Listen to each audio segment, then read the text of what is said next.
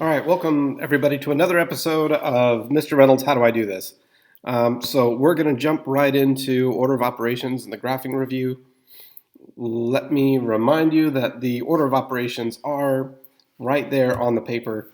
The focus that I want to make is that we're going to start moving away from P standing for parentheses first and moving towards G for grouping symbols, because parentheses are an important part of grouping symbols, but they are not the only grouping symbols. So things like absolute value signs or things like fractions, those are examples of grouping symbols, or distribution.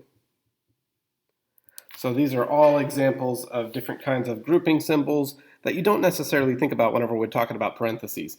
So really quick, just to reiterate, if you see a chance to distribute, that is a wonderful thing to take care of first.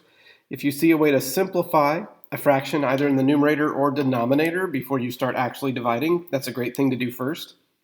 If you see parentheses, brackets, or absolute value signs, take care of those first and then work on the rest of the problem, because whenever we're talking about PEMDAS, we're moving towards GEMDAS, right? So grouping symbols, exponents, multiplication and division, and then addition and subtraction. Got it? Good. Okay, let's do an example. So let's take a look at number 6, just for fun. Number 6 says 40 times 6 divided by the quantity of 9 plus 21. See any grouping symbols there? I hope so, because I do. Okay, so we're going to take care of the parentheses first. So I'm just going to drop down everything that I'm not using yet. 40 times 6 divided by 9 plus 21 is 30. So we have multiplication and division left. Which one do I do first? Well, it's in order from left to right. So I'm going to do 40 times 6 first, which is 240, divided by 30. 240 divided by 30 is 8. Okay, so you can always check back with this video. You can look at other YouTube videos or Khan Academy or 1,000 different other resources. Order of operations, we covered it last semester. We're going to be using it a lot this semester. That's why we learned it last semester first. Moving on. So talking about graphing, let me go ahead and get down to the grid. So, oops, I don't want to do that. I'm going to try and be precise here, which is difficult. Okay, and then we'll change colors for when we're actually graphing. So they want us to plot these points in different places. Remember that all coordinate pairs have an x part and a y part, with the x part coming first. So if I have to graph 3, negative 4, the 3 is my x part, and the negative 4 is my y part. Well, what does that mean practically? Well, our x stuff goes side to side. If it's positive, it goes forwards, and if it's negative, it goes backwards.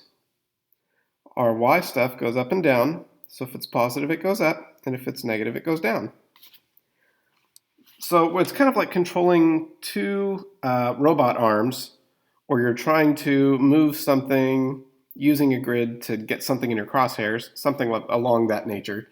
So let's try actually doing a little bit of graphing here, now that we've covered that again. One of the points that they want us to graph is point A. Point A is at negative 4, negative 5. So our x part comes first. It's a negative, so we're going to move backwards from the center. So we go to 0, 0, the point of origin, which is right in the middle of the graph.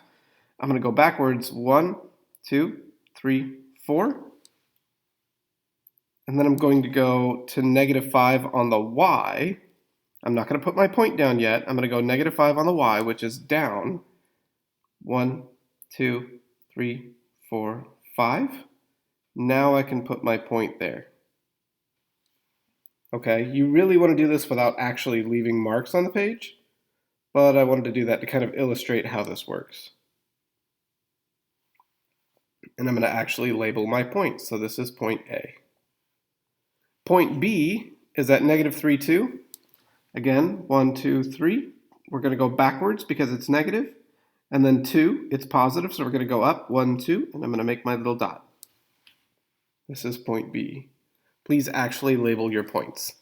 So that is our review for graphing an order of operations. See you next time.